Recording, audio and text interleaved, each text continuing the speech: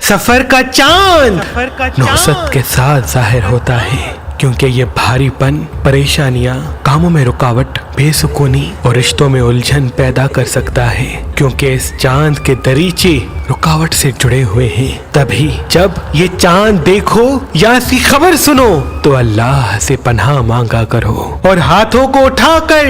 7 مرتبہ سورہ نصر پڑھ لیا کرو اور اللہ سے دعا مانگو کہ اے میرے اللہ، مجھے ہر قسم کی پریشانی و مصیبت سے اپنی پناہ میں رکھ، میرے گھر سے اور گھر والوں سے ہر قسم کی نحست کو دور رکھ۔ جیسے ہی تم اللہ کی دربار میں سورہ نصر پڑھ کے سفر کے مہینے کے آغاز میں دعا مانگو گے تو اللہ کے خاص فرشتے تمہارے گھر کے چاروں طرف کھڑے ہو جائیں گے اور وہ تمہیں اپنی پناہ میں لے لیں گے اور آنے والا پورا سال تمہارے گھر کی حفاظت کرتے رہیں گے، اور یوں بیماریاں، پریشانیاں، مصیبتیں، بندشیں تمہارے گھر کے کبھی قریب نہیں آئیں گی، تمہارے گھر کے کبھی قریب نہیں آئیں گی، تمہارے گھر کے کبھی قریب نہیں آئیں گی۔